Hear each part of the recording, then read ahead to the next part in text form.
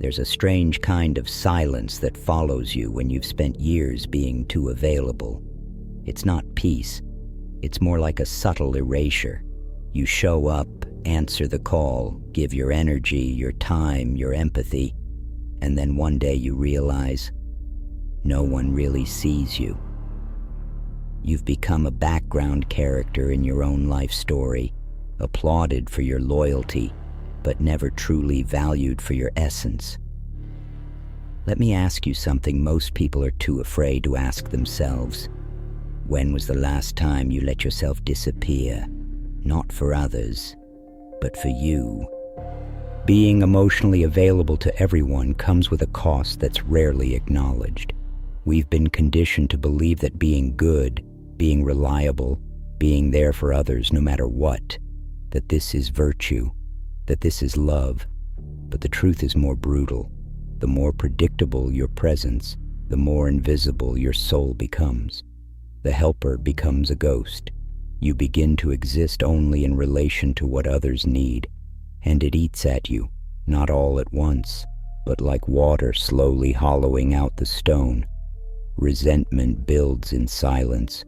Fatigue shows up as numbness, and deep down your nervous system starts to scream for a kind of rest you don't know how to give yourself. That scream isn't metaphorical, it's biological. Your amygdala, the part of your brain wired for survival, doesn't understand why you're always suppressing your own needs. Your vagus nerve, designed to regulate calm and connection, is overstimulated by the endless pressure to stay likable, to stay useful. The result?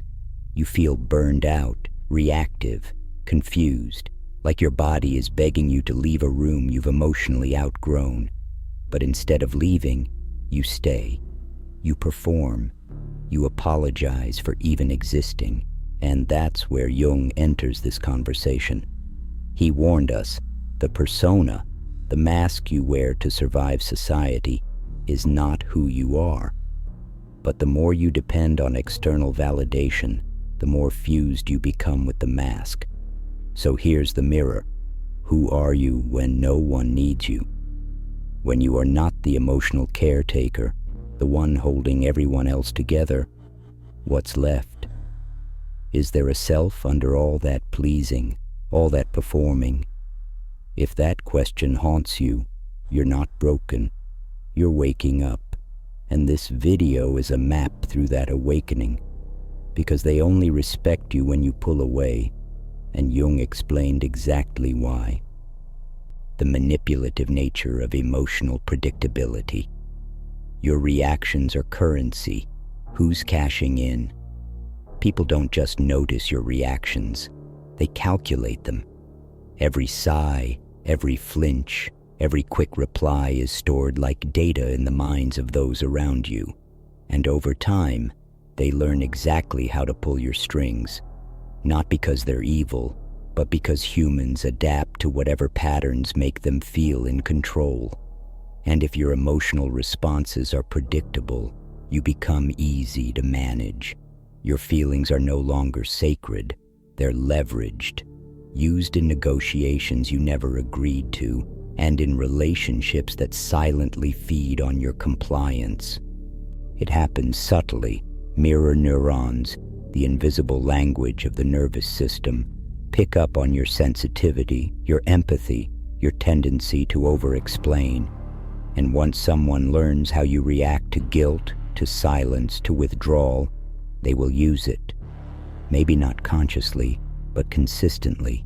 They'll play the long game, pulling at your emotional threads until you're tied into a role you can't escape. You become the one who always understands, the one who never gets angry, the one who always picks up. And with each repetition, you're conditioned like Pavlov's dog, reacting on cue, drained by design. The invisible contract you never signed but always obey. This is the trap Jung warned us about, when we mistake a role for a relationship. Through the lens of projection, people cast their unmet needs onto you. You stop being a person and become a character in their unresolved drama. And the tragedy? You play along. You keep showing up for a contract that was never spoken, but somehow always enforced. An agreement to be stable when others collapse, to be silent when others rage, to be emotionally available, even when you're emotionally empty. You didn't choose this, but you maintained it. And the more you obey this unspoken script, the more you lose the right to change your lines. If you suddenly withdraw, they say you've changed. If you speak your truth, they say you're selfish. Because the moment you stop performing, you expose the entire illusion. And that, they can't forgive. The psychological power of withdrawing in silence. Stillness is strategy, not surrender. Most people confuse silence with weakness. They think if you're not reacting, you're losing. But there's a deeper current running beneath true stillness. One rooted in clarity, not passivity. Viktor Frankl once wrote, "Between stimulus and response there is a space, and in that space lies your power. When you stop reacting impulsively, when you no longer feel the need to defend, explain, or fix, you reclaim that space. And suddenly, the game changes. The same voices that used to provoke you now echo into nothingness. The same dynamics that once consumed you lose their grip. Because silence isn't absence, it's observation, and observation breeds discernment. Stillness is a form of discipline. It says, I'm no longer available to chaos on demand. It breaks the loop of emotional reactivity and lets your nervous system breathe again. This is not about detaching to punish others. It's about choosing a deeper form of loyalty. Loyalty to your own nervous system, your own clarity, your own path. And from that silence, a strange thing happens. You begin to see things for what they are, not what you've been emotionally manipulated to believe. The art of letting people reveal themselves in your absence. When you step back, others step forward and show you who they truly are. The friend who only calls when they need something, the partner who withholds warmth to control you, the family member who confuses obedience with love. All their shadows rise to the surface the moment you stop playing your role. Your silence becomes a mirror, and in that mirror, their projections crumble. This isn't cruelty, it's clarity, and the ones meant to stay will not be threatened by your evolution. They'll grow with it. The rest will resist, not because you've abandoned them, but because they can no longer control you. The energy drain. You didn't know you were leaking. The dopamine depletion loop of forced emotional labor. There's a particular kind of exhaustion that doesn't come from doing too much, but from feeling too much, especially when those feelings aren't your own. When you're constantly attuned to the emotions of others, when your days are filled with subtle people-pleasing, silent caretaking, and unspoken obligations, your nervous system enters a loop it was never built to endure. Dopamine, the neurochemical of motivation and reward, begins to misfire. You start to feel less joy, less drive, less clarity. The very circuits that once lit up with purpose now feel dimmed. Why? Because you've been using your emotional energy for survival, not for creation. You give and give, not from overflow, but from depletion. And what you receive in return rarely matches the weight of what you've handed over. This is emotional labor without emotional income, a silent taxation of your presence. And over time, even your passions start to feel heavy. Your dreams blur into fatigue, not because they weren't real, but because the vessel meant to carry them, you, has been leaking energy through invisible holes. You can't create anything if you're always containing everyone. Imagine a chalice, once full of sacred water, now cracked and barely holding a drop. That's what happens to the soul that never sets boundaries. You become a container for other people's chaos, shame, guilt, and need, but no longer a source of your own vision. Your capacity to build, to dream, to transform is swallowed by maintenance, and this is the cost most never calculate. That you can lose your creative fire simply by holding what was never yours to carry. The remedy isn't retreat, it's repair. Seal the cracks. Let the silence become a boundary, and only then will your energy begin to return, not as performance, but as power. The myth of being nice and its psychological damage, why being the good one is killing your depth. There's a kind of person we all recognize, the nice one, always agreeable, always composed, the one who forgives quickly, avoids conflict, and holds everything together with a smile. But beneath that polished exterior often lives a buried rage, a suppressed fire that was never allowed to speak. In internal family systems, this is the exile, the part of you that carries anger, grief, resentment, and rebellion.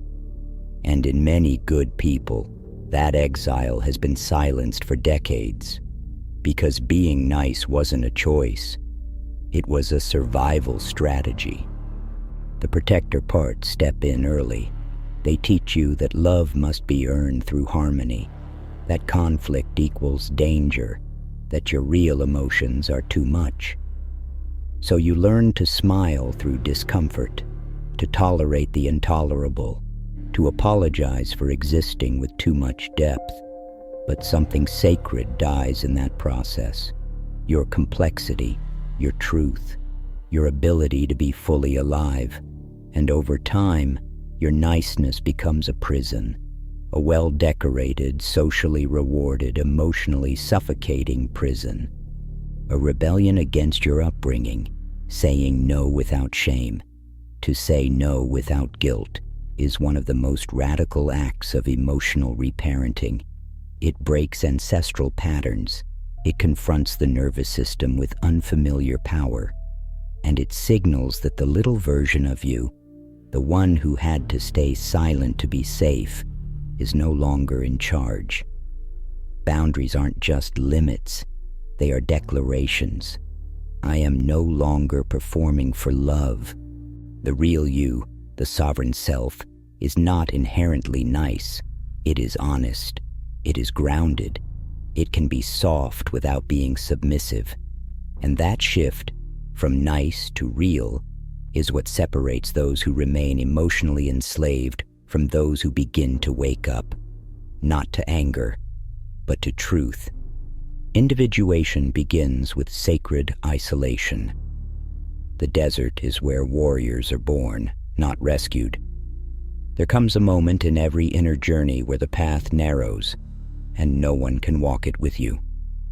Not out of rejection, but necessity. Jung called this the process of individuation, the integration of your unconscious into conscious life.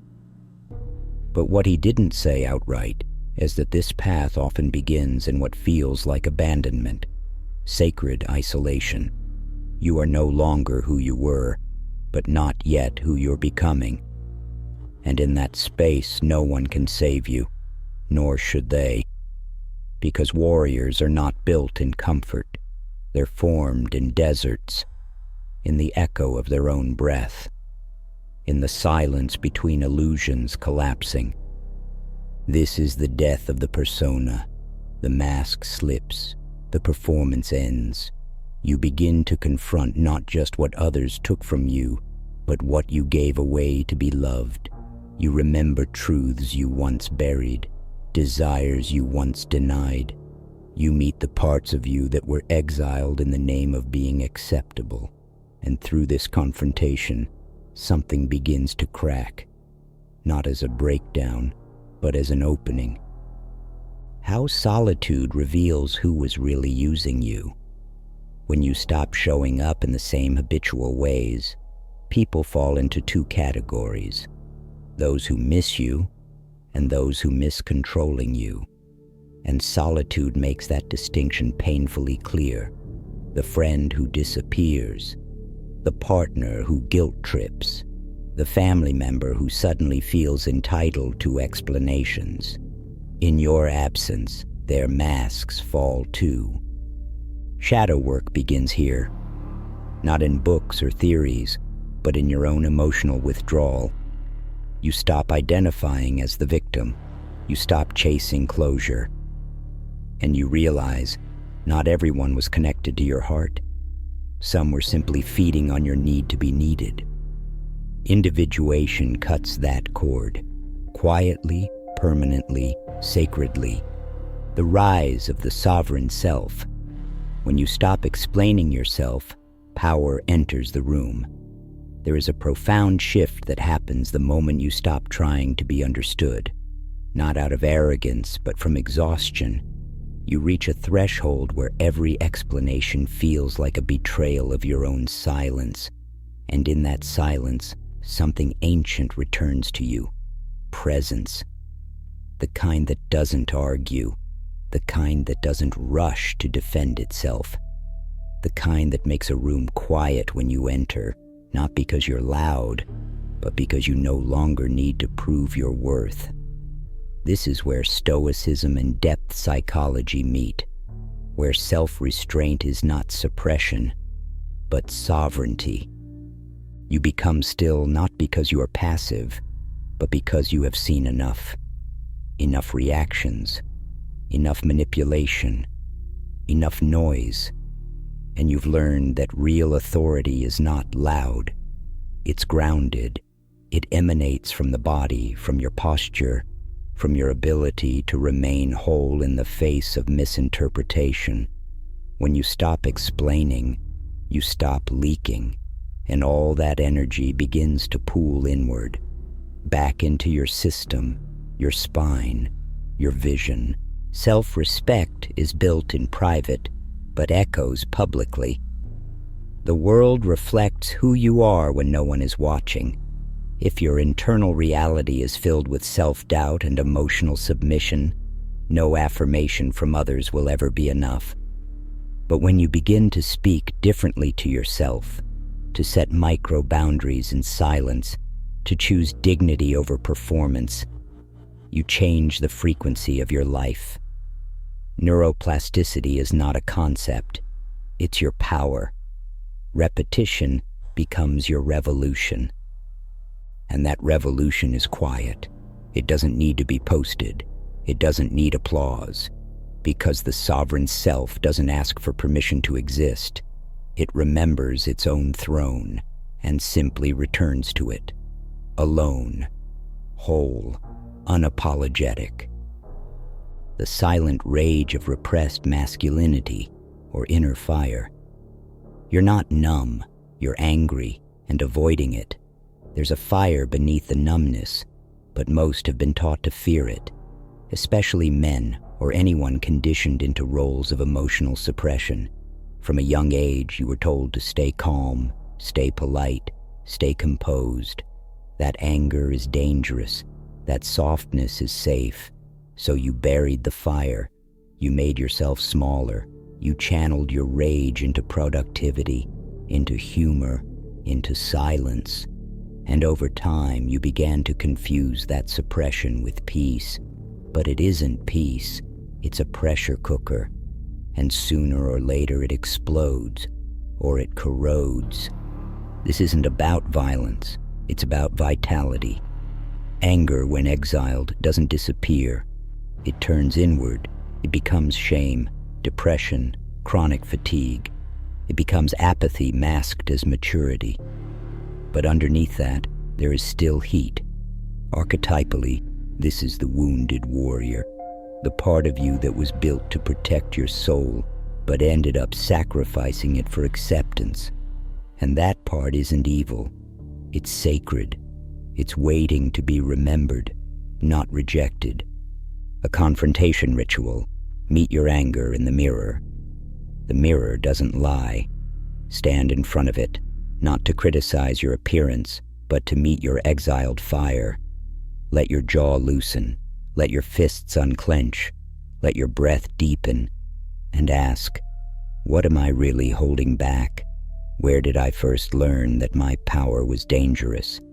This isn't a performance. It's a return, a reconnection to your own emotional integrity, through body awareness, through honest journaling, through stillness that doesn't suppress, but listens. Because your anger isn't the enemy, your avoidance of it is. And when you face it, not with fear but with reverence, it stops being destructive. It becomes direction, fuel, clarity. And in that fire, you remember who you were before you were taught to be tame. When they can't control you, they'll call you cold. Rejection is the tax of authenticity. There's a price you pay for becoming real, and it's not applause. It's distance, disapproval, misunderstanding.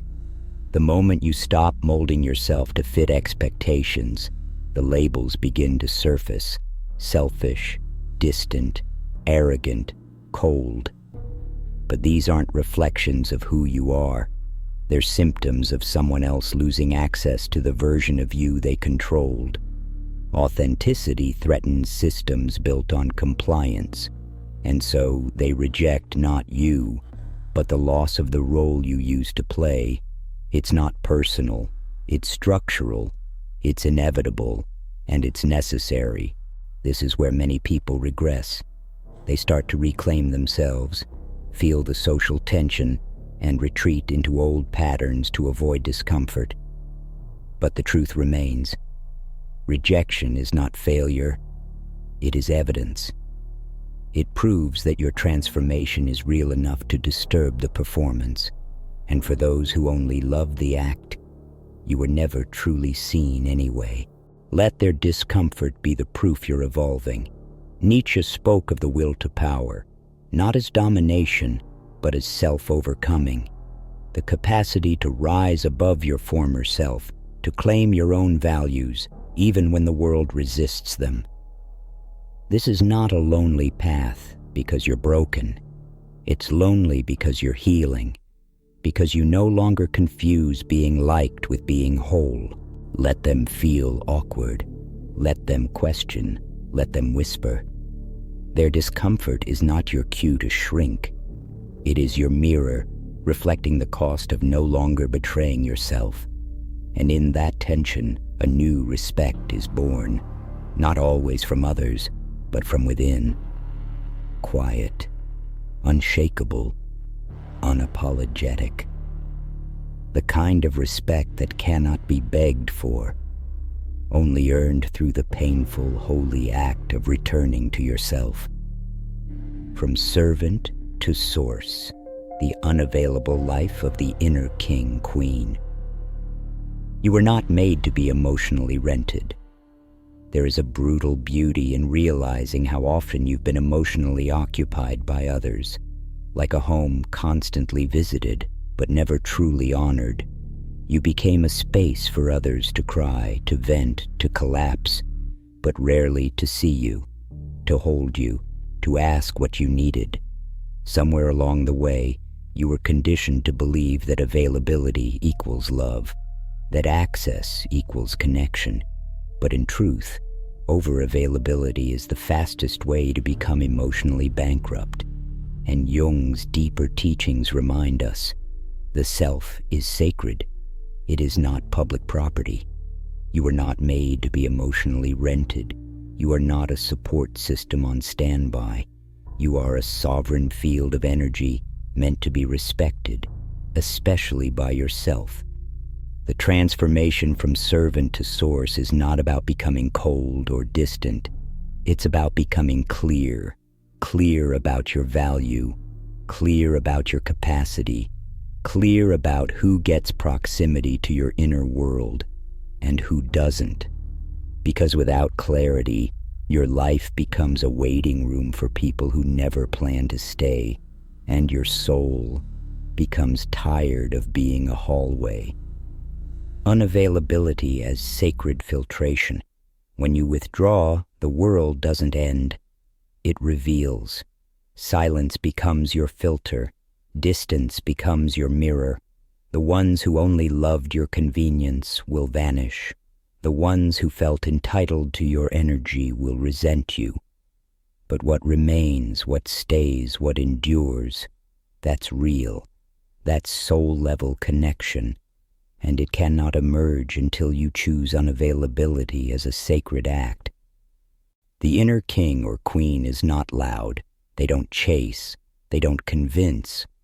They sit in the throne of their own self-worth, and from that seat, they attract what is worthy while repelling what is not. This is not arrogance. It's remembrance, a return to emotional royalty. And it begins the moment you stop making yourself cheap just to be chosen. Your value isn't something you explain. It's something you embody. In silence, in absence, in unapologetic presence. Closing practice.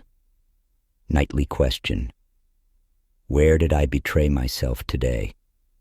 At the end of each day, ask, not what others needed from you, but where you abandoned your own voice to keep the peace. Not to judge yourself, but to remember yourself. Trace the moments where you said yes, while your body said no.